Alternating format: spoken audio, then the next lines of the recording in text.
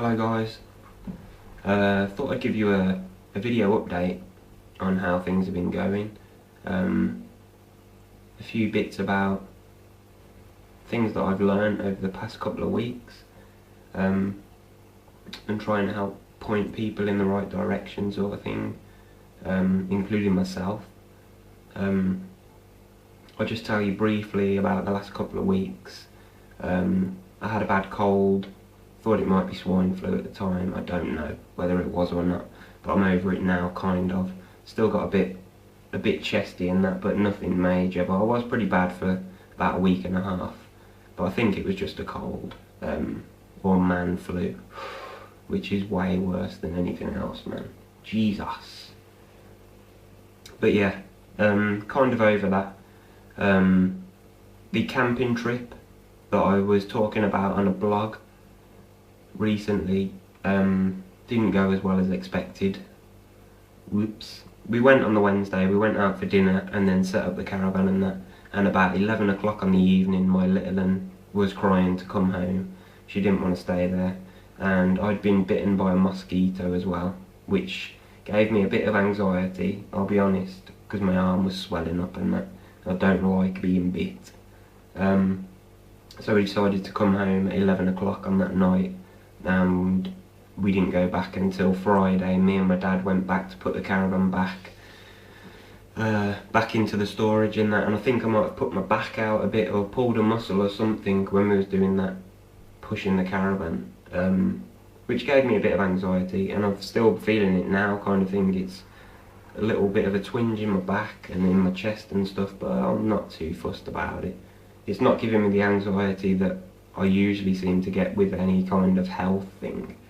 So, you know, I don't know, I'm not reading too much into it. My anxiety at the moment is not too bad, I'll be honest. I'm on a level that I can probably cope with at the moment.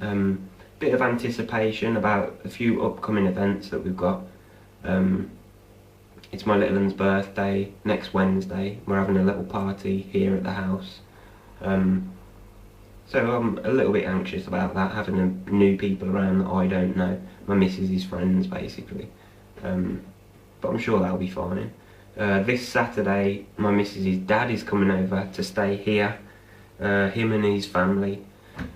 There's 6 of them coming over, I think. So me and my lad are going to stay at my dad's house to free up some space here at the house, because they're all staying here. But that won't be too bad. I'm not too bad about that. I can cope with that. And then next Saturday we go away for the week on holiday, and it's me, my missus, my 2 kids and my dad, and my missus's dad and family have also booked on the same site that we're going to, so there's going to be a party of us of like 11 going on holiday, which, yeah, I'm anxious about, man. I am anxious about it, especially after the last one. I think there's a blog somewhere on Panic Station about my last holiday and how dodgy I was and stuff, but I'm trying not to think about that too much. I'm trying to focus on it being a nice opportunity to relax and go and have fun and enjoy. Over the last 48 hours, my missus has found out her cousin passed away. She hasn't seen her for a while. She was phoned on Wednesday and told that her cousin had been taken to hospital. She was found unconscious.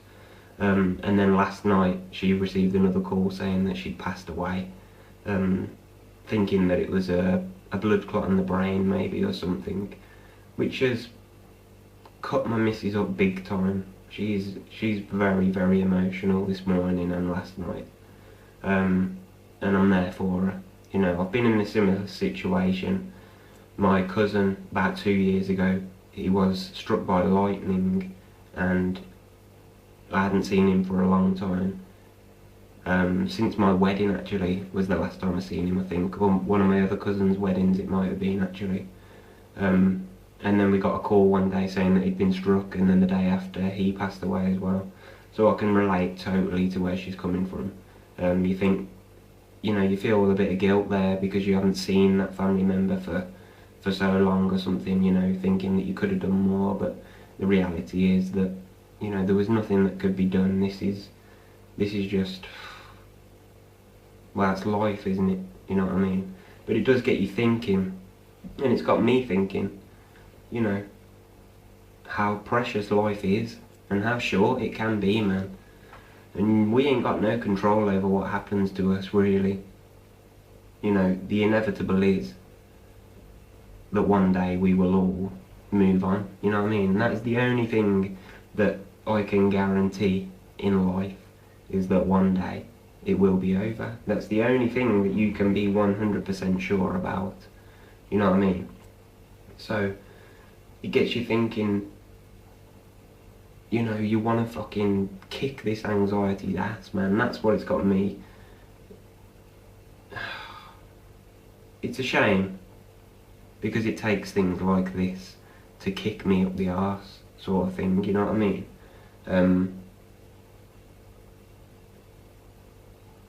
But sometimes that's what it takes, you know what I mean? To give you that spark to think how short life is, or can be. And we get one opportunity, man, one opportunity, and I've spent 5 years of this one opportunity fucking feeling the way that I do, man. And, you know, I bring a lot of it on myself. I know, I've been thinking about it, and people may not agree with this, but this is the way I see anxiety now. Yes, panic attacks and all this, you know, I've been through the worst of it, in my opinion. The worst of it was the first, say, 12 months where I kept getting panic attacks, and I didn't really do anything about it. I didn't really know fuck all about it, to be honest. Until about, say, the last 12 months, I've started researching it and finding techniques and tools and trying to help myself, rather than kind of relying on these programs that we all tend to buy. I know I've spent a couple of £100 on methods and programs and stuff, and none of it really fucking makes any difference. I think the work that needs to be done is in here, man. If you can get a grip of your thoughts, right, this is what I've been thinking this morning, man. That first flashing fear, I have got no control over it. That just comes, that's become a natural thing for me. I don't have to be in a situation, I could just be sitting on the sofa and I can have a flashing thought which will make me feel anxious and fearful.